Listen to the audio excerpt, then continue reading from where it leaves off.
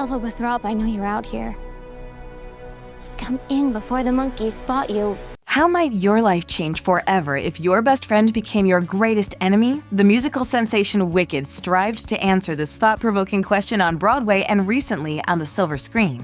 After the film adaptation riveted the world last year, moving audiences with groundbreaking musical numbers, breathtaking scenes, and phenomenal acting. We've waited months to see what would become of Elphaba and Glinda after they parted ways atop the wizard's tower. Now a fugitive on the run, we finally see Elphaba return in the trailer for Wicked for Good, where she now opposes everything the wizard stands for and implores the people of Oz to open their eyes. Ultimately, she's lacking the support she needs to make a difference. Although Glinda is arguably the most influential person in the room, it doesn't seem like she's ready to put her fame aside and take a stand. As the trailer shows us glimpses of their next chapter, we also get to see other sides of Oz and the people who live there, as Elphaba journeys beyond the halls of Shiz. In today's video, I'll point out the fun details and Easter eggs you might have missed, while mesmerized by musical theater's favorite witches.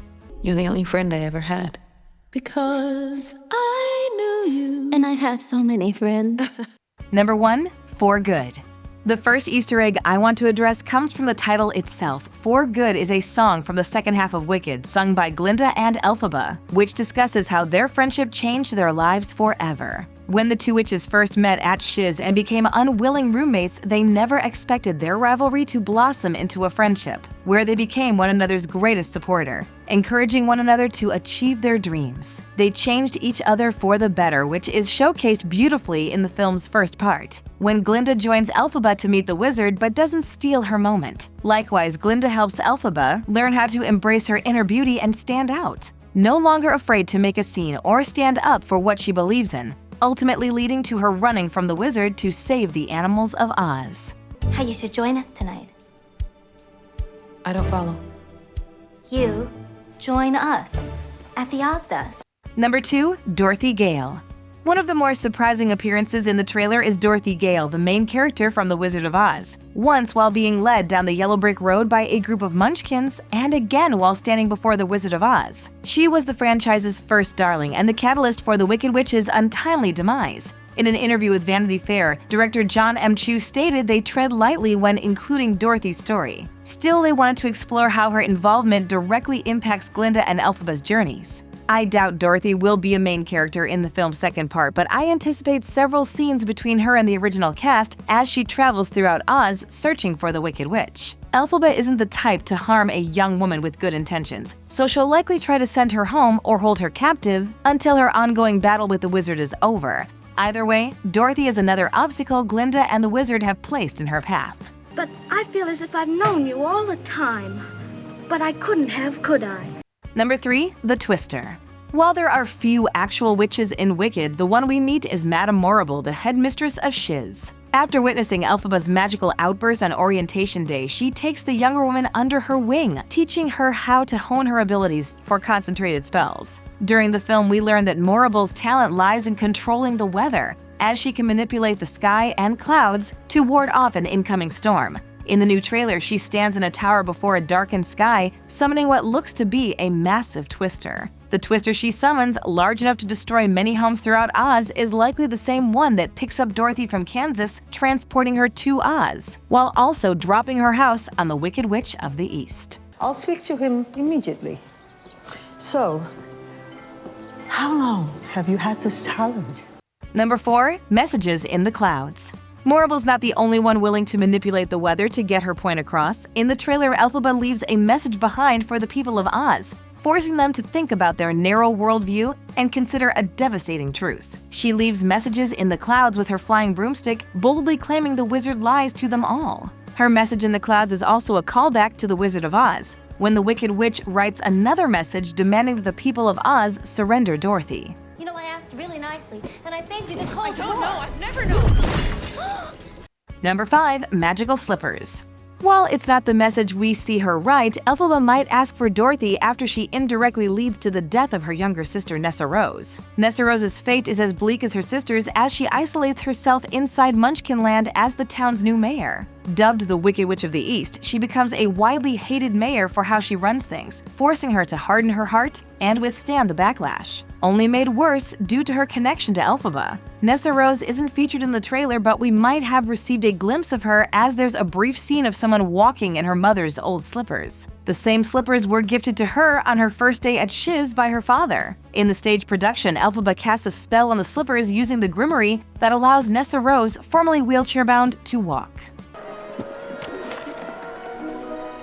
Mother's jeweled shoes. Number 6. The Grimoire.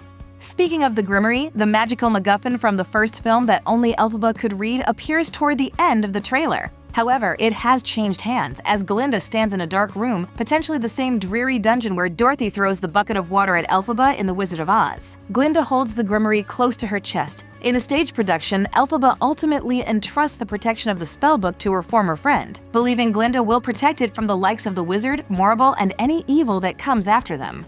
How can I help him? I don't... Elfie, look. Number 7. The Wizard of Oz.